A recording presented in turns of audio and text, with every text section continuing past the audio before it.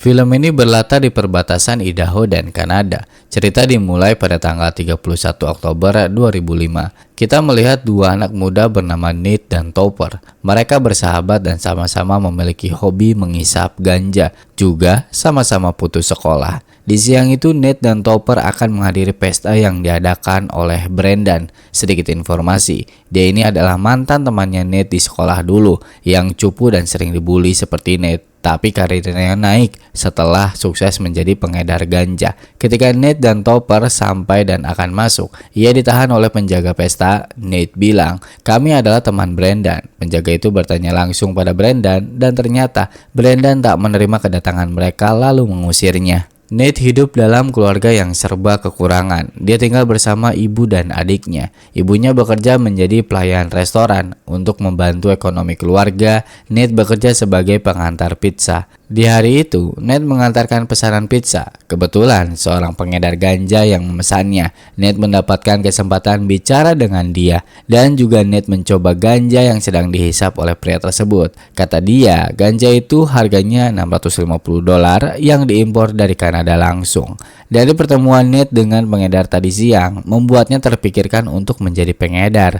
Besoknya dia pergi ke kantor pengacara bernama Tom untuk berkonsultasi masalah hukum tentang menjadi seorang penyeludup ganja. Dari pengetahuan dasarnya soal hukum tersebut, Nate mengajak Topper untuk menjadi kurir ganja yang mereka ambil langsung dari Kanada. Seperti yang disebutkan di awal video, Idaho dan Kanada dekat dengan tempat tinggal mereka. Nate mengajak Topper menjadi kurir mengambil ganja di Kanada melalui hutan pemisah Idaho dan Kanada, yang dimana Nate yakin tidak akan diketahui oleh polisi. Awalnya Topper menolak, tapi Nate mengatakan soal mimpi mereka yang selama ini terkubur dan lelah hidup terus menjadi pecundang, dan akhirnya Topper menerimanya. Besoknya mereka melakukan perjalanan ke hutan, tepatnya hutan nasional Kootenai, bagian utara Idaho. Nate dan Topper menemukan perbatasan Idaho dan Kanada. Untuk mengecek keamanan di sekitar, mereka berlari dan ternyata aman-aman aja. Mereka mengira akan ada kamera sensor atau sejenisnya dan mereka berhasil menyeberang dari Idaho ke Kanada. Keberhasilan menemukan jalur yang aman, Nate dan Topper menjual perahu bekas dan berhasil terjual dengan harga $1.800, setara dengan 17 jutaan di tahun 2005. Uang penjualan ini untuk dijadikan modal oleh mereka. Setelah mendapatkan uang, mereka pergi ke Kanada menggunakan mobil. Tujuan mereka saat ini adalah mencari pemasok. See some ID? Sure. Where you boys headed? Canada. Take a left on your way out, pull over into the secondary inspection area. Can you step out of the car, please? Pemeriksaan ini tak berjalan mulus karena Nate gugup ketika ditanya petugas, membuat petugas curiga dan melakukan pemeriksaan kedua. Mobilnya pun diperiksa dan petugas menemukan senjata paintball yang hanya satu, dan akhirnya petugas melakukan pemeriksaan yang lebih mendetail dan mereka pun dinyatakan aman dan diperbolehkan pergi ke Kanada. Mereka sampai di sebuah toko ganja, benar-benar terbuka dan di pinggir jalan, kayak toko kelontongan aja. Toko ini khusus jualan ganja dan juga menjadi tempat orang-orang bersantai mengkonsumsinya di sini.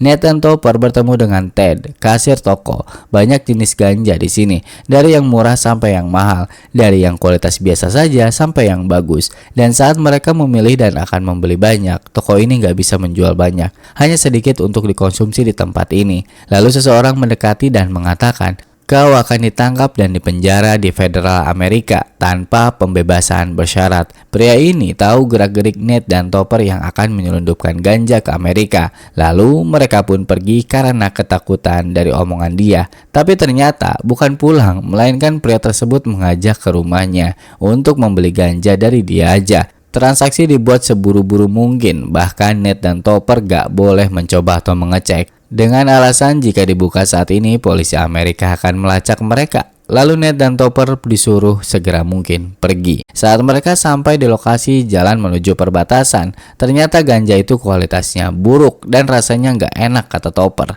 Tapi mau gimana lagi, nasi udah menjadi bubur. Mereka harus melakukan ini. Topper bertugas membawa gajah itu melalui hutan sementara Nate menggunakan mobil dan menunggunya di tempat lain. Nate yang sampai perbatasan, ia diperiksa lagi seperti sebelumnya karena Topper tidak ada. Singkat cerita, mereka berhasil menyelundupkan ganja untuk pertama kali. Sesampainya di Amerika, penjualan sangat cepat. Barangnya habis terjual dalam waktu singkat. Setelah stok habis, Nate dan Topper kembali ke Kanada untuk mencari koneksi dan juga supplier yang lebih bagus. Pada tanggal 2 April di tahun 2006, saat di perjalanan, Nate dan Topper diberhentikan oleh polisi karena Topper tidak memakai sabuk pengaman. Saat mereka ditanya oleh petugas, jawabannya gugup dan ngaco.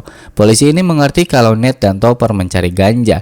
Mereka salah jalan katanya. Mereka harus ke utara ke arah Nelson. Di daerah sana, kata polisi, banyak ganja terbaik di mana-mana. Seperti mendapatkan keberuntungan, mereka nggak harus capek-capek mencari koneksi, malah dapat dari polisi itu sendiri. Saat mereka sampai di Nelson dan sedang mengisi bensin, Topper bertemu dengan wanita cantik bernama Nicole yang sedang santai menghisap daun kehidupan. Topper berkenalan dan Nicole menawarkan Topper untuk mencicipi. Kata Topper, ini bagus banget. Nate pun dipanggil suruh mencoba, ia pun setuju barang ini bagus. Dan Nicole menjadi koneksi pertama untuk Nate dan Topper.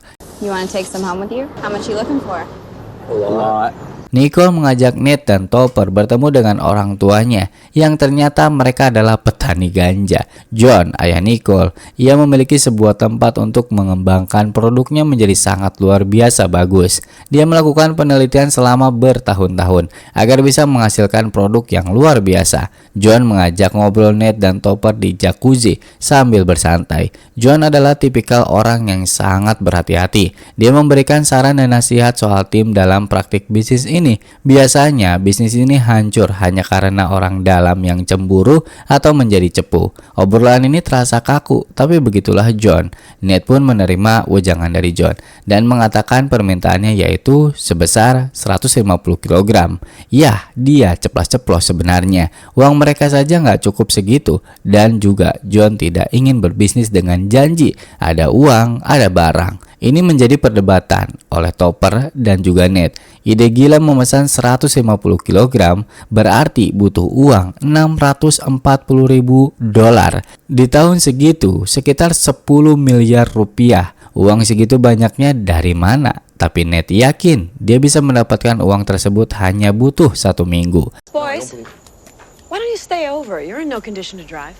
Saat malam harinya, Nate terbangun karena suara mantap-mantap yang dilakukan oleh Nicole bersama Topper. Nate kembali ke dapur dan ia menemukan sebuah sampel produk dan ia masukkan ke dalam alat kontrasepsi lalu menelannya. Di malam itu juga, Nate langsung pulang kembali ke Amerika sendirian, meninggalkan Topper di sana. Ini pertama kalinya Nate melakukan penyelundupan melalui pos perbatasan. Tujuan Nate penelan sampel untuk ditunjukkan pada investornya nanti.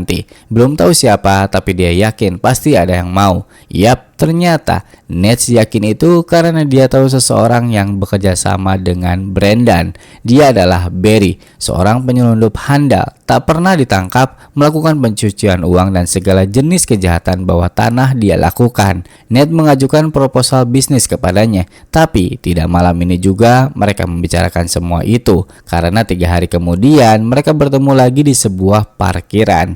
Di sini Nate memberikan sampel kepada Barry dan Barry menyukainya. Barry bilang barang ini jauh lebih baik daripada milik Brendan. Maka dari itu Nate menjelaskan dia memiliki koneksi yang lebih bagus daripada Brendan dan ia membutuhkan uang $640.000. Dengan mudah Barry memberikan modal tersebut asalkan Nate tidak mengkhianatinya. Can I trust you, Nate? This goes beyond trust. I want you to remember my words here. Dari modal ini Nate membentuk tim terdiri dari orang-orang terdekatnya, lebih banyak teman sekolahnya dulu, seperti Mike yang dulu sering mentraktir Nate, Terry yang memiliki koneksi bagus karena ayahnya adalah wakil sheriff, Dustin, rival olahraga dulu di SMA, Dylan, jago dalam bermain paintball, Patrick, tidak ada kelebihan tapi Nate dengannya sudah berteman selama lebih dari 5 tahun, dan terakhir Scott, tidak ada keahlian, tidak ada koneksi, dan ya sudah diajak aja. Gak main-main, Nate beneran membuat tim yang sangat proper. Mereka latihan lari karena skill ini adalah yang utama. Membuat baju penyamaran, Kini mereka memiliki 2 mobil untuk operasinya. Satunya milik Skes, satu untuk mengantarkan barang, satu lagi untuk pengalihan. Hal yang penting ketika melakukan penyelundupan ini, HP harus dimati karena polisi bisa melacak dari situ dan penyelundup harus terus berlari agar sensor kamera deteksi pergerakan tidak berfungsi. Dan operasi pun dilakukan. Ketika di tengah perjalanan, Skes meminta istirahat dan ia malah merobek paket dan membakarnya. Meskipun dilarang oleh Nate, dia tak peduli, potong saja gajinya, dan hal itu malah diikuti oleh yang lain pada akhirnya. Tapi operasi pertama ini berhasil. Mereka merayakannya di sebuah restoran dan membagi hasil. Semua orang oke dengan bayaran, tapi Skes komplain, minta tambahan karena biaya servis dan tanggung resiko mobilnya. Lalu tiba-tiba datang bocil menyela obrolan dan ingin join kepada Topper. Gak tahu ini bocil dapat info dari siapa, tapi dia gak sopan banget dan meledek Nate. Untung aja ada ibunya yang menyeret dan pergi. Ternyata semua ini dibocorkan oleh Topper. Ini bahaya bagi Nate. Seharusnya mereka bekerja dalam diam, bukan umbar-umbar begini. Tapi Topper malah sombong. Dia bilang dirinya lebih pantas jadi pemimpin daripada Nate. Mengatakan itu di hadapan anggota lain. Nate berbicara berdua dengan Topper di luar. Mereka berdebat. Topper nggak terima ternyata dibayar setara dengan gaji yang lain. Dia mengira selama ini adalah partner karena dia sebagai penyalur koneksi dengan Nicole dan juga yang bersedia melakukan ide gila ini bersama Nate untuk pertama kalinya. Topper ingin $10.000 setiap kali melakukan penyelundupan. Jika tidak dipenuhi, dia akan berhenti. Nate pun setuju karena dirinya mendapatkan uang yang lebih banyak daripada anggota lain. Besoknya, Nate mengajak ibu dan adiknya untuk pergi ke sebuah rumah mewah. Nate memberikan kejutan kepada mereka. Rumah ini telah ia beli. Ibunya tentu heran dari mana semua uang ini. Nate mengaku dia berteman dengan beberapa orang di Wall Street, bergabung menjadi trader di sana. Ibunya percaya aja, tapi tidak dengan adiknya. Dia mengetahui gosip kalau Nate seorang bandar. Dealing drugs? That's what I heard. I don't do drugs. I hate drugs. 6 bulan berlalu, semua berjalan lancar. Mereka menghasilkan uang yang banyak setiap minggunya. John adalah penyalur ganja terbaik yang pernah ada saat itu untuk Amerika. Nate sampai bisa membeli apartemen hanya untuk sebagai gudang. Semua gaya hidup berubah dari semua kesuksesannya ini.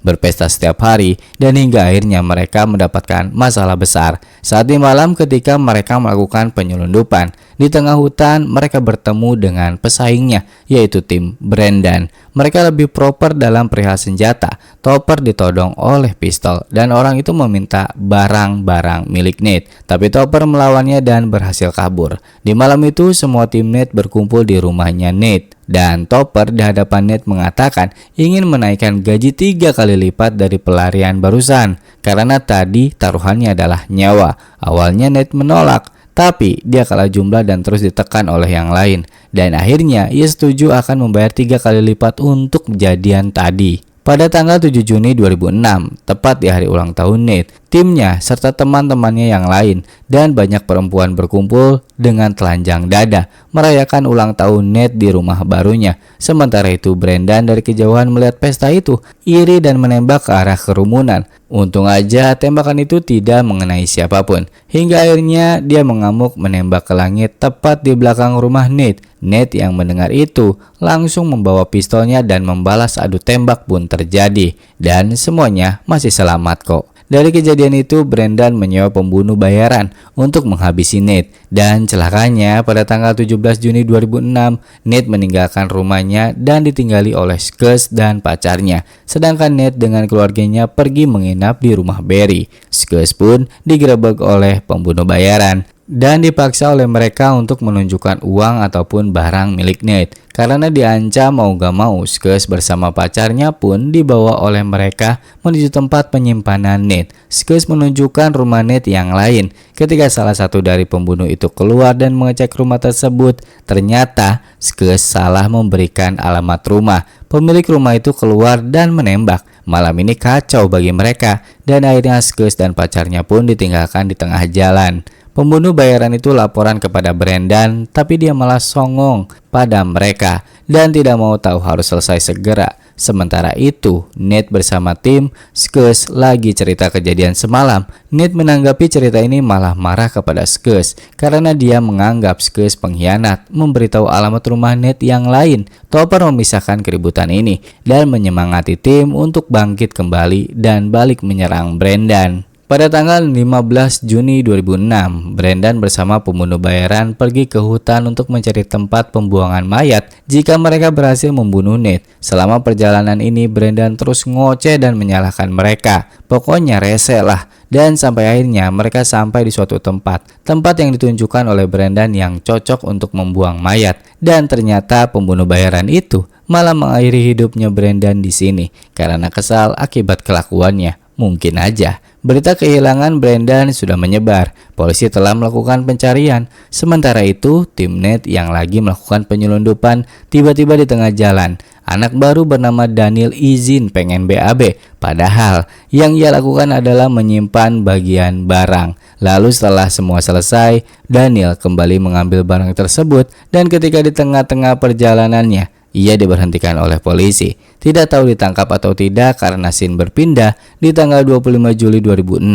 Mayat Brendan telah ditemukan. Kepolisian menduga kematian Brendan berkaitan dengan narkoba. Berita kematian Brendan sampai ke timnya Nate. Topper khawatir dengan berita ini, tapi Nate udah berubah. Dia santai karena ternyata yang menyuruh membunuh Brendan adalah dirinya, bukan karena pembunuh bayaran tersebut kesal. Dan kita melihat Daniel yang ditangkap oleh polisi. Daniel diancam hukuman 25 tahun penjara federal, kata polisi, karena telah menyelundupkan marijuana 6 kg. Polisi menawarkan keringanan hukuman jika ia membuka mulut. Yap, endingnya dia ngasih tahu semuanya. Saat di malam hari ketika Nate pulang dan akan tidur, tiba-tiba di kamarnya muncul Barry. Barry bilang dia memiliki orang dalam di polisi dan ia telah mengawasi Nate dan juga menyuruh Nate untuk pergi ke suatu tempat. Karena Barry suka sama Nate, orangnya jujur dalam bisnis seperti ini dan itu langka. I am trying to help you live another day. Lalu keesokan harinya, ketika selesai melakukan penyelundupan, Topper dan yang lain telah masuk dalam jebakan FBI dan mereka pun akhirnya ditangkap semua. Semua anggota telah tertangkap dan membuka mulut kepada polisi, mengatakan semuanya apa yang mereka lakukan. Koneksi, perintah dan segala macamnya dilakukan oleh Nate Norman. Polisi pun menggerebek rumah persembunyian Nate, tapi tidak ditemukan keberadaannya. Polisi juga menggerebek rumah ibunya Nate, tapi tetap dia tidak ada. Karena Nate bersembunyi di Kanada, tapi persembunyiannya harus berakhir. Karena polisi mengancam ibunya Nate akan dipenjara selama 10 tahun, terlibat pencucian uang Nate. Nate yang tidak ingin ibunya mengalami hal buruk akibat kelakuannya sendiri, akhirnya dia menyerahkan dirinya ke FBI. Nah, ini informasi di ending. Daniel dipenjara selama 6 bulan dan berencana akan menjadi aktor. Daniel ini yang cepu.